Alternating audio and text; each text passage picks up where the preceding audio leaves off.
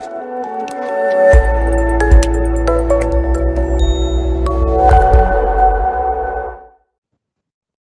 afternoon, everyone. Thank you for all for joining us again, and I hope we're ready for today's session on practice mergers. So we'll be about 20 minutes. Then, as Helen mentioned, we'll have a bit of Q&A at the end if anyone's got any questions we don't cover in the presentation. But quick disclaimer that we're not kind of giving, and I'm not giving specific advice. It's kind of round the houses guidance rather than anything else. Obviously, as ever, if you're willing to pay me, then by all means, I'm more than happy to give advice. Bit of background about ourselves and myself. I've looked after doctors for well over 10 years now. I'm part of a firm called Mitchells Greaves, and who are based up in County Durham in the northeast of England, and we've been around since 1973, and kind of since that date have always looked after kind of doctors, dentists, care homes, children nurseries, bits and pieces like that. So as I mentioned, we're going to be talking this afternoon about mergers. And mergers should be exactly as that picture is there. It's two bodies coming together. But there's nothing wrong with a takeover. And practices often get really obsessed with we've got to merge. But in reality, that might not be what we're trying to achieve, and it could be a much larger practice coming over and taking over a smaller practice. There's nothing wrong with that. It's not necessarily a bad thing. It can enable other things to happen, which we'll talk about shortly. But we should be aware at the outset what is actually we're trying to achieve. Are we genuinely looking to come together as two different bodies to form a new body, or are we actually looking at something completely different? And you often see this takeover bit start to rub if you've got two practices that are very different sizes.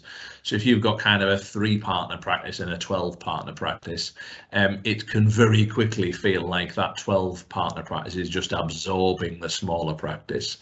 But it doesn't need to be that way. It absolutely doesn't need to be that way. So kind of being careful of what is it really that we're trying to do on both sides of that equation. That's important that is understood, and that we have that knowledge. So I think fundamentally, though, we do have to kind of sit back and think, why are we merging? What's the reason for it? What are we trying? What problem are we trying to fix? Do we have succession issues in the practice? Are a lot of our staff close to retirement, or have already said they're about to retire? Both, as employees, but potentially partners as well. If we've got 8 partners who are all in their late to mid 60s, well, what succession do we have? Is there any new blood coming through? If the practice next door has 8 partners all in their 40s, well, that could potentially fix that problem. Do we have general staffing issues? Do we just not have enough staff, or the wrong mix of staff, or not the right skill set to deliver on what we're trying to do? Do we have any property issues? Do we have problems with our property? Are we about to expire on a lease? Is our landlord looking to kick us out of the building? So it's important to understand with merging, what problems would it fix? And it can be very easy to kind of drift down that path of looking to merge with, certainly if you're in a health centre and there's kind of 3 practices under one roof, merging can sound really good. There's lots of positives to it, but what problems are we trying to fix by going down that route? If we're a really happy ship at the minute, could that unsettle that happy ship? Because we've got to be certain that by merging we're going to fix those problems. So if we've got a partnership that's got 6-7 partners in, are all in their late 60s, all desperate to retire, just can't find any new blood, and the practice next door is in exactly the same position, merging isn't going to fix that problem. So we've got to be realistic as well, that if we're merging because we see it as a succession problem, but actually the merged body will still have that same problem, then is it the answer? Is it the solution we're looking for? Because we don't want to spend, mergers can take well in excess of 12 months to achieve. So if we're going to spend all of this time and effort, we don't then at the end of that still want to have the same problem, despite on day one us thinking that problem will be fixed. So we do have to think carefully about, what problems are we trying to fix, and does merging fix those problems? So if we're content that, yeah, we are happy to merge, we do think this is a good idea, we think it's going to not necessarily solve all of our problems, because there's always ones that crop up out of the woodwork, but certainly a good proportion of them, then actually we need to progress down a path. And there will always be, because as accountants and lawyers always like to get involved with these things, there is always some financial and legal considerations to overcome. And ultimately, as accountants, we often get asked this question: do we earn the same? And it's no good if my practice is a really high earning practice and the one I'm looking to merge with is a low earning practice. I don't necessarily want to earn less myself. Or actually, I'll happily earn less because it fixes some of my problems. I don't have any advanced nurse practitioners. We're really short of GPs. By merging, yeah, appreciate I'm going to see a bit of a drop in income, but we'll have nurse practitioners, we'll have GPs.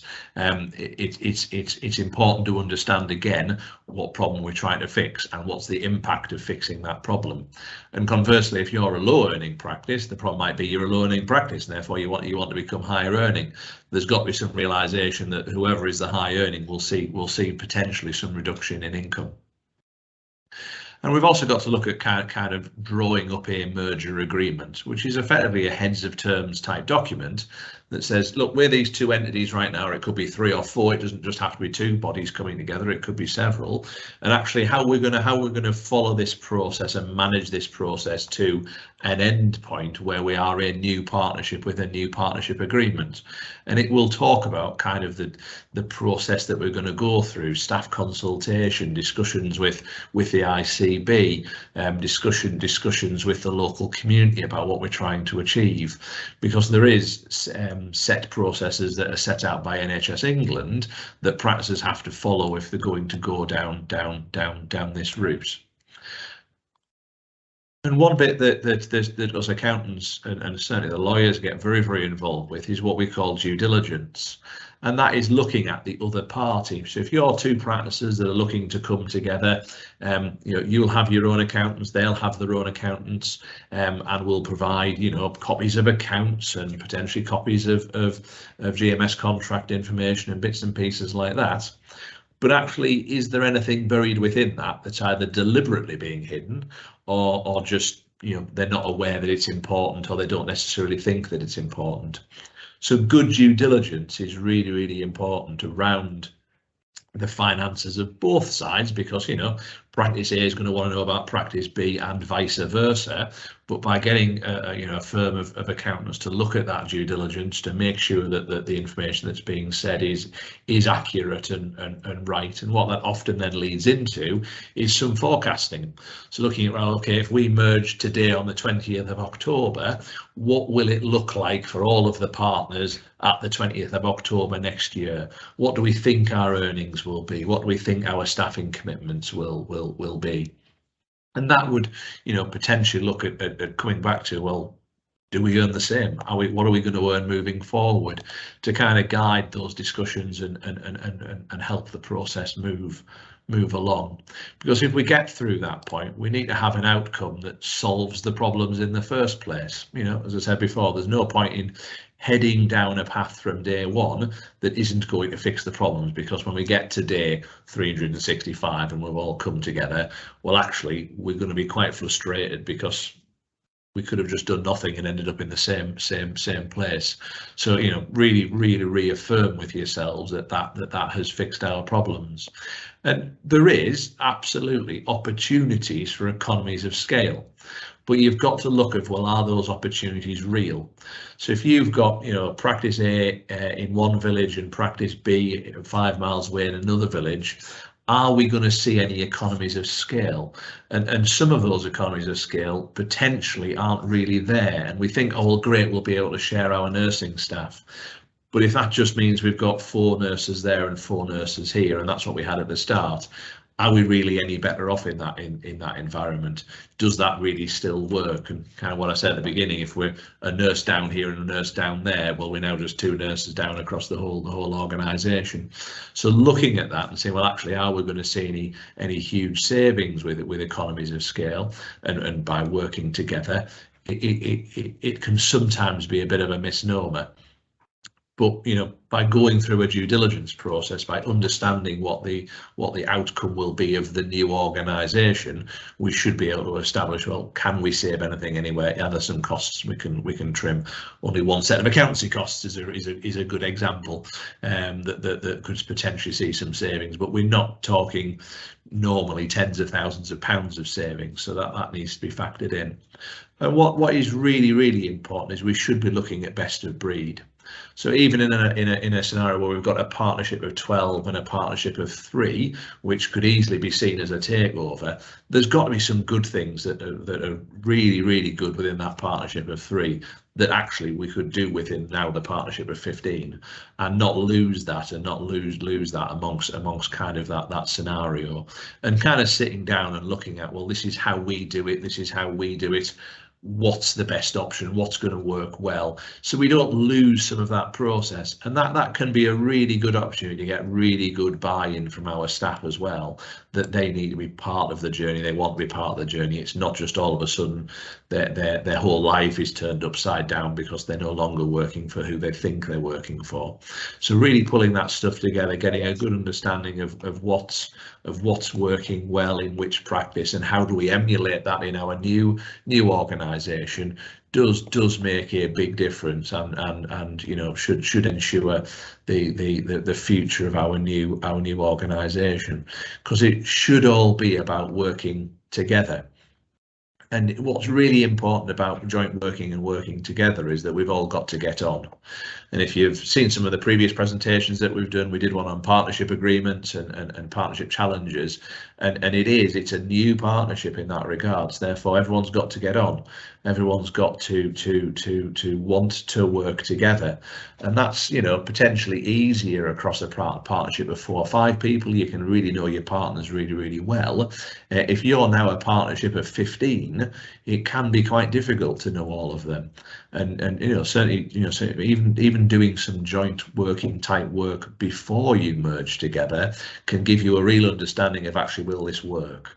And we've got to remember as well, it's not just at the partnership partner level, all the way through the practice, all the way through there's many organisations that are coming together, will be working together moving forward.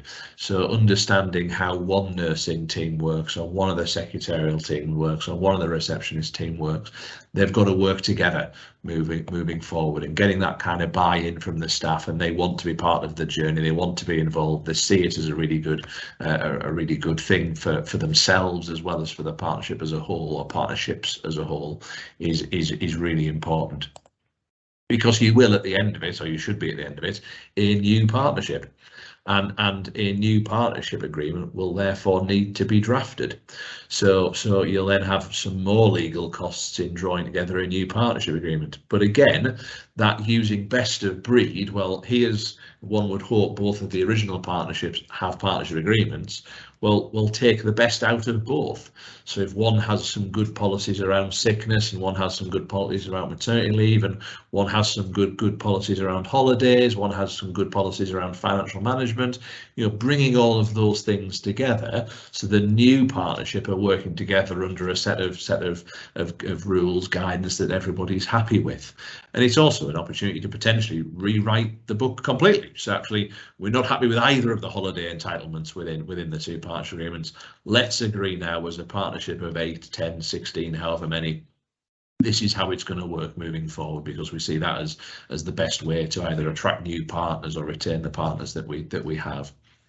It should be seen as an opportunity rather than anything else. So where do we need to start with kind of this process? So if we kind of satisfy ourselves, everything kind of sounds like it's going to be okay, and it sounds like it's going to be good. Well, you start with all these internal conversations that we've just been talking about. What is really crucial is that these conversations should be confidential. You can really scare some of your staff if all of a sudden they think they're now going to lose the job because you're going to merge with the practice next door, and they already have head nurse or a receptionist or a head secretary or something like that, or even potentially a salaried GP. So it's really important that if you're having these types of conversations, and historically I've had these conversations at kind of 8, 9, 10 o'clock at night, because that's when everyone else has gone home, and you can have those conversations in the building without anybody wondering, well, why is the accountant turned up and a solicitor and 4 partners from next door? That's a bit weird. So actually, you know, making sure that those conversations are kind of kept internally confidential. I've even had these kind of conversations at the local golf club in a meeting room, so that no one can query why is there 20 cars in the car park of the GP practice if I walk past at 8 o'clock at night.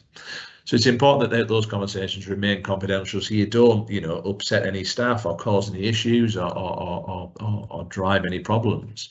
But then beyond that, if you're then confident this is something that, yeah, we're all on the same page, we'll all like to head down this route, well, you definitely need to get the integrated care board on board and start to have those conversations with the external agencies. And ICBs, you know, historically CCGs have got a lot of experience of dealing with mergers, and you know, the process of involving the CQC, the process of involving your local IT administration as well. You know, there's a lot of things you've got to think about kind of through that process that need to happen before that you can physically come together under one roof. And there is a kind of a not set in stone process to follow, but good guidance from NHS England around how that process should flow, to make sure that on the day after merger you can still see patient records, you can still deliver care, etc. Because it's as I said before, it's not a quick process. It can take many months, and even some of the kind of the due diligence, are we going to earn the same type questions, can take an age. I've done one recently for a practice, and yeah, you're talking kind of 3 or 4 months to get to a point to understand the numbers, because you know you're liaising with people that don't necessarily automatically every day look at the numbers, as well as kind of things just taking time. It's not necessarily the priority of the day. So there is a kind of a long time scale of that. But by getting kind of your ICB on board, that they're keen to allow this process to happen, they understand why you're doing it, kind of then can kind of lead into, you know, CQC challenges, as I kind of said, kind of moving beyond that. So today was kind of designed to give you kind of a flavour of how kind of mergers can potentially work and how we can get through that process. And I'm cautious that some of you may have some questions that might be specific to yourselves or more generic. By all means, put them in the chat if you so wish. There was a couple that came in kind of pre us doing the presentation today. The first one kind of covered off some of it in the presentation, but then someone was also mentioning kind of leased and owned buildings, and yeah, that can cause challenges. So at the kind of what problems are we trying to fix? Do we have some building problems that we're trying to fix? That could certainly potentially help with that. Or actually, do we have some lease issues where we're not going to have a lease in a few months' time, or what will happen to our lease when we become the merged entity? And again, as part of kind of the legal and due diligence process, leases will be looked at and reviewed to say, well, actually, can the new partnership be that lease and take on that lease, or are there some clauses within that lease that prevent that from happening? So we do have to be careful around property. And then if we own our own property, well, do we now want to share that ownership? So a few years ago, I had a merger where actually the partners that currently own the building didn't want to sell it to the new partners immediately. So there was some agreement around, well, actually, okay, they'll retain ownership for a period of time, and then after that period, we'll then share the ownership amongst everybody. And individuals have to understand what the implications are to them around kind of potentially capital gains and capital gains taxes and things like that around the transfer of buildings between parties. So we do kind of have to think about that stuff carefully, especially when there's large assets involved, which could have large sums of money attached to them. And then someone else has asked kind of a very kind of pragmatic question around, we're in the middle of a merger right now, and one of us pays our payroll on the 15th of the month, and the other one is on the last day of the month. So you're going to have in the new organisation some alignment. So you're probably going to have one pay-as-you-earn scheme, and the staff will be transferred from one pay-as-you-earn scheme, potentially even a new pay-as-you-earn scheme maybe set up in that instance. So if we're going to set up a new pay-as-you-earn scheme, then everyone kind of joins that new pay-as-you-earn scheme. The TUPE rules, so the transfer of employees, apply during a merger process. So employment rights all still carry across, and you'd need to have some agreement as to, well, which date we're going to go with, what date works for everybody. Now, I can see the logic in the 15th. It kind of ties in with our GMS monies. I can see the logic as the end of the month, because that's traditionally a good payroll date. There's no right or wrong as to which one is right, but you would need to align them at some point, and that could be either having to pay staff, and you've got to remember as well that if you've got your staff that actually they're now having to almost go a month and a half before being paid, granted they're going to get paid more at the end of that month and a half, but that could cause cash flow issues for them. So if you know that you get paid on the 15th of every month, well, actually, if you've now got an extra 15 days before you get paid, well, that could cause a bit of pressures in your home finances. So that certainly wouldn't keep a happy ship. So you need to think about those kinds of things as well, around, well, actually, how do we get, do we need to make some payment to our staff kind of along the way to get them to that point? But obviously, with any kind of dealings with staff, you do need to make sure you kind of cleared that with the lawyers, take some HR advice around, this is what I'm thinking of doing, and bearing in mind, if you kind of part of kind of the Thornfields network, they do have some HR support that will probably be able to help with that scenario. So they were the questions that had been kind of pre-submitted by a couple of people. Did anyone have any other questions that they would like to ask?